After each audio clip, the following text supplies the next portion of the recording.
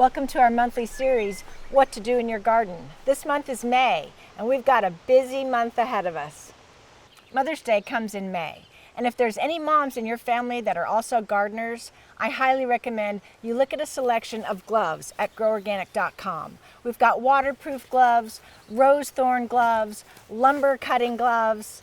Check it out and take care of the mom in your family. I know we spoke about keeping up with the weeding last month, but that's an every month event. Be sure and check out our video, How to Control Weeds Organically. You'll find a lot of tips to make weeding easy. May is usually warm enough here in Northern California to put out our warm weather transplant starts, tomatoes, peppers, and eggplant. Start by hardening off your plants. What we mean by this is take your seedlings to a protected location outside for 1 hour for the first day. Do this each day for a week. Add 1 hour for each day of the process. By the end of the week, you'll be at 7 hours and the plants will be ready to be transplanted. While inside, the seedling stems haven't been exposed to winds. Plants, like humans, need to start our workouts and gradually increase the intensity to become strong. Play it safe and keep some Agribon row cover on hand to protect from some surprise May frosts.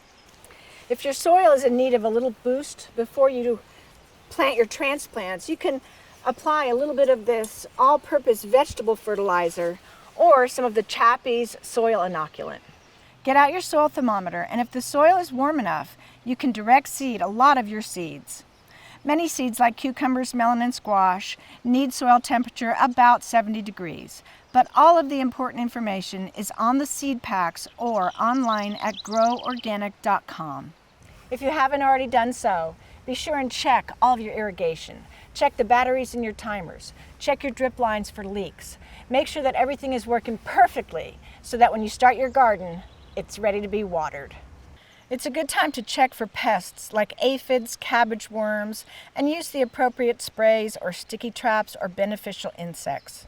At groworganic.com, we have a pest control solution chart, which is very, very helpful on the first page of our pest control category. If you planted onions and garlic this fall, now's the time to peel back the mulch and give them their first shot of fertilizer.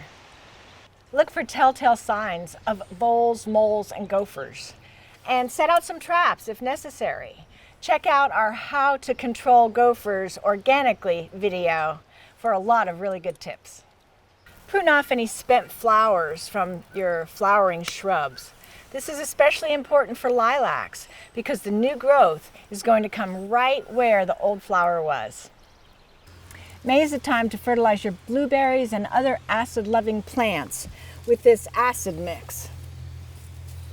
If your spring blooming perennials have stopped blooming in May, it's a great time to divide them.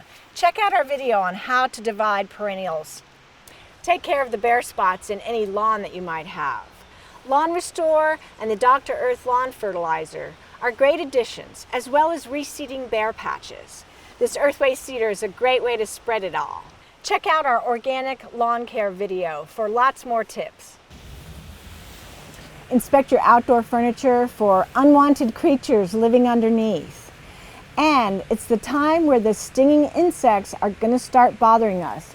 Be sure and have something on hand and handy just in case. Be sure and install some bat houses. Invite the bats to your property so that they'll eat thousands of mosquitoes every night.